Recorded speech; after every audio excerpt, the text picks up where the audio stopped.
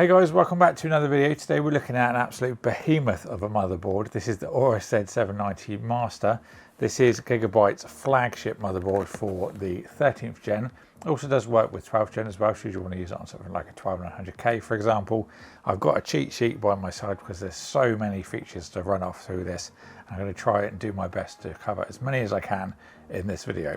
So let's have a look around the box, just at some of the main things. This has got a ridiculous heatsink for the M.2 as well, which is something you generally don't see. So I'm excited to show you that. You've got a whopping 5 M.2 slots on this board as well. So should you want to, go crazy with scratch disk storage or something like that, then you can just put as many terabytes as you fancy. Let's get this out. Oh, it's so heavy. That's got to be the heaviest motherboard that I've picked up. So let's have a look at the accessories first. So we've got a sticker sheet. There's some information like quick start guides, a little case badge. Left hand side we have Wi-Fi antennas, which are magnetic. Also like a little block of connections for the front panel, so you can put them all into this, and then that just goes into the front panel on the motherboard. Makes life a little bit easier if you're going to plug all of them in. And the right hand side we have some braided SATA cables.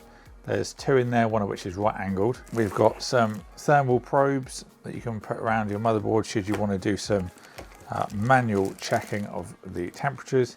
There's another one there, so you've got 2 of those. Here's a RGB extension, looks like it's a 12 volt. And we've also got what looks like a little speaker. Oh, it smells so good.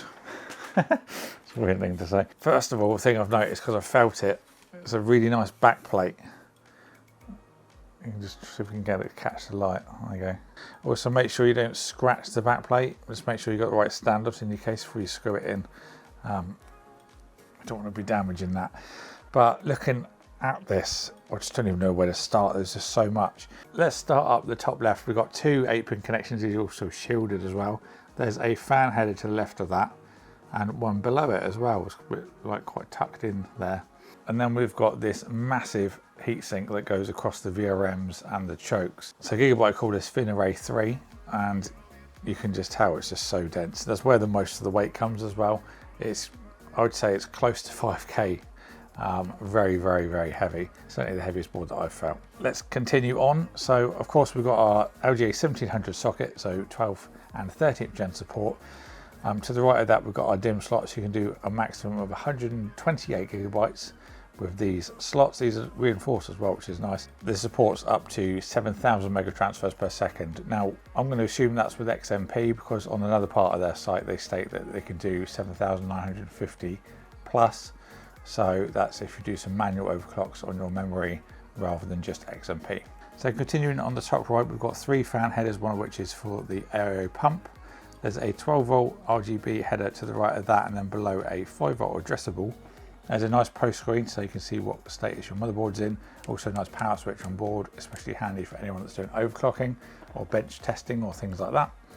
Of course we've got our 24 pin. Just below we have 2 headers for USB 3.2, so if you want to extend the USB functionality, but wait till you see the rear I/O before you jump at that one. There's also a USB-C header as well. That's USB 3.2 Gen 2x2. I really hate these USB names. Below the Type-C header we've got a little button here. Now if we look at the PCI slot, this is Gen 5, so we'll support those when they're available.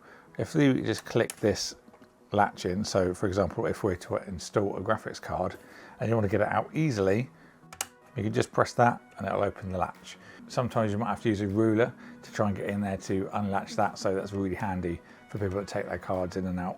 If you look at this ginormous heatsink for the M.2, it's literally the height of the rear I/O. Now this is Gigabyte's Thermal Guard 3, which they are adding on to give you the highest cooling possible over your Gen 5 SSDs. So obviously the idea being Gen 5 is going to be a lot faster than Gen 4, so there's going to be more heat, so this will dissipate all of that extra heat out of your system. So thermal pad on the bottom of there, and there's also one on the M.2 slot. You can also see that there's one of their quick latches for the M.2, so you don't have to screw anything in, which is nice. Also additional 2 PCI slots at the bottom. These will run at Gen 3 speeds. So I mentioned there were 5 M.2 slots on this board, and if we take off these screws, this is the first time I've seen it, it looks ridiculous. So below the Gen 5 we've got space for 2 110mm SSDs, and then also an additional 2 80mm below that. One thing to bear in mind is if you're going to populate all these M.2 slots, then the bandwidth will go down on the PCIe lane, so your graphics card. Now, my theory is that if you're going to populate all these, you're going to be doing some kind of creative aspect with this board, so you're not going to really be prioritizing the graphics capabilities. So it's unlikely you're going to be worried about the bandwidth change on your graphics card, as you're going to need the high-speed performance of the M.2s instead. So let's continue down the bottom of the board. So we've got another 5V addressable RGB header, there's another 12V. We've got another system fan, which is number 3. And there's also another 2 further along, one of which is another pump. 2 USB 2 headers, so good if you're using anything like a Corsair AIO that use that for the IQ interface. All our front panel on the bottom right hand corner. Then if I angle the board, we've got another 2 fan headers that are on a right angle. There's just no space up by the VRMs to put those in like you would see on other motherboards, so they're on the bottom right of the board instead. Then we've got some traditional SATA ports as well. You can also do RAID with this board, so RAID 0, 1, 5 and 10. If you wanted to use any bigger external hard drives, for example. And then last but not least is the rear I/O of this motherboard. And it was a case of Gigabyte saying, how many USB ports do you want? And they just said yes. So looking at this, you can see a total of 11 USB A's and 3 USB C's. So the red ports, these are USB 3.2 Gen 2, so obviously type A's. Then the 4 blue ones, these are USB 3.2 Gen 1. We've also got a USB 3.2 Gen 1 USB-C port, and then there's 2 USB 3.2 Gen 2x2, so 20 gigabits per second if you want to use any real high-speed external devices. There's also our Wi-Fi 6E antennas, also supports Bluetooth on the board as well. There's a Q-Flash for the BIOS button, and also a clear CMOS for any troubleshooting.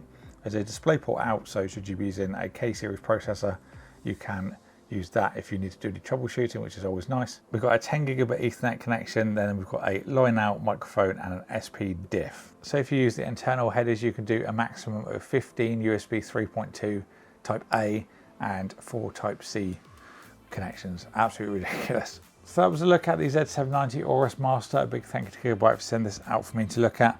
Got a few things lined up with this, so get subscribed and ding the bell so you don't miss it. First of all will be a 13900K build to the 24 core beast, so really looking forward to putting that together. It'll probably be live by the time you see this, so I'll add an annotation on the screen if it is. So yeah, some absolute epic stuff to come. So thank you again to Gigabyte for sending this out for me to look at. Thank you all for watching, and I'll see you all in the next one.